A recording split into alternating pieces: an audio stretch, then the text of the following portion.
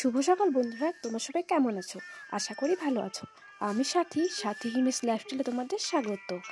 ভিডিওর শুরুতেই তোমাদের বলবো, যদি আমার ভিডিও তোমাদের ভালো লাগে তাহলে অবশ্যই একটি লাইক, কমেন্ট এবং সাবস্ক্রাইব করতে কিন্তু ভুলো না।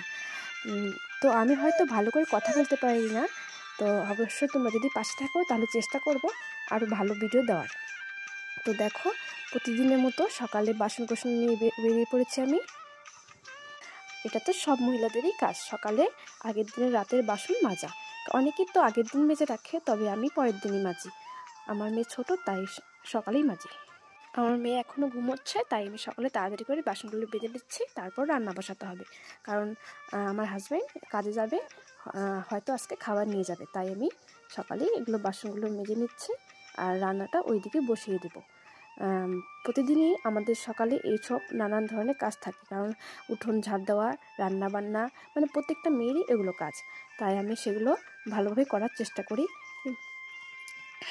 আর গ্রামে অধিকাংশ বাড়িতেই কাঠের উনুনে রান্না হয়, তাই এগুলো কালি তো থাকেই, তাই নোংরা হয় বাসন একটু বেশি। আর সেগুলো সকালে ধুতে একটু অনেকটা সময়ই লাগে, হাতে অনেকটা কালিও ভরে, সেগুলো পরিষ্কার করতে হয়। আর দেখো, আমি রান্না বসিয়ে এইদিকে চলে এসেছি গাজর তুলতে। সবজিতে দুটো গাজর দেবো, আর এটা তো না আমাদেরই ক্ষেত। এই দেখো, আমি গাজর তুলছি, কিন্তু না গাজরটা ভালো করে তুলতে পারিনি। এই দেখো, ভেঙে গেছে গাজরটা। আর আমি এগুলো বাড়ি নিয়ে যাবো এখন, কলে পারে ভালো করে ধুয়ে নিচ্ছি গাজরগুলো। এই দেখো, গাছ শুদ্ধ নিয়ে এসেছি, কারণ এই গাছগুলো আমাদের গরুতে খাবে। আর গরুতে এখন গোয়াল থেকে বের করে দিয়েছে, তো গোয়ালে রেখে দেবো, যখন ও গোয়ালে আসবে আবার তখন ও এগুলো খাবে। আর গাজরটা এখানেই ভালো করে ধুচ্ছি, কারণ ঘরে গিয়ে অতটা ভালো করে ধুতে হবে না তাহলে। আর দেখো, আকাশে কতটা মেঘ করেছে, মনে হচ্ছে বৃষ্টি হবে। আর এই যে পাশে আলু খেতে আলু। আর দেখো, এই জমিটা আমাদের এখানে কপি করা হবে, সেই জন্য কালকে চাষ করা হয়েছে। আর আমি এখন যাচ্ছি বেগুন তুলতে, আমাদেরই বেগুন ক্ষেত। শীতকালে যে বেগুনটা খাওয়া হয় মোটা মোটা, সেই বেগুনটা আমাদের করা হয়েছিল তো, আর সেই বেগুনগুলোই আমি তুলতে যাচ্ছি, সবজিতে দেবো। আর এখন আমাদের বেগুন বিক্রি করে না, কারণ বেগুনের দাম কমে গেছে তো, সেই জন্য আর বেগুন বিক্রি করে না। আর এই যে লম্বা লম্বা দেখছো গাছগুলি, এগুলো হলো লাফা শাক। আর আমি তো এবার লাফা শাক খেতেই পারিনি, আমাকে তো বলেছে যে লাফা শাক খাওয়া যাবে না, যে বাচ্চার ঠান্ডা লাগবে, সেই জন্য লাফা শাক আমি খাইনি এবার। আর এগুলো দেখো, এখন ফুল হয়ে গেছে লাফা শাকে। আর দেখো, এই যে আমাদের বেগুন গাছ বেশি করেনি, অল্পই করেছে।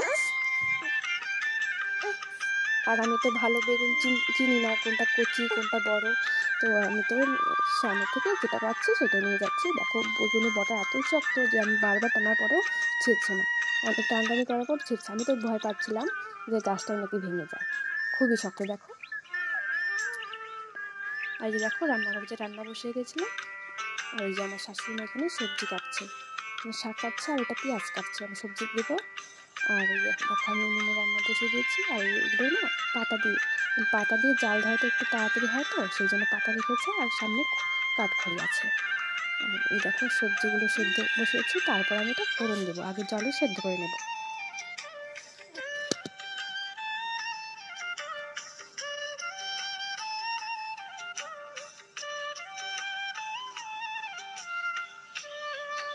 এই দেখো, বৃষ্টি হওয়ার পর পাশের ক্ষেতে কিছু মেয়ে আলু তুলতে এসেছে, তো বৃষ্টি হওয়ার পর আলুগুলো বেরিয়ে পড়ে তো, তাই দেখা যায় ভালো। আর দেখো, বৃষ্টির পরে আর আমি এখানে ডালের বড়ি ভেজে নিচ্ছে, তারপরে আমি তরকারিটা ফোড়ন দেবো। ডালের বড়িটা একটু কড়া করে ভেজে নিচ্ছি, পুড়ে যায় যাতে। আর ডালের বড়িটা আগে ভাজিনি, সেজন্য ফোড়ন দেওয়ার আগে ভাজছি। এই কি করো,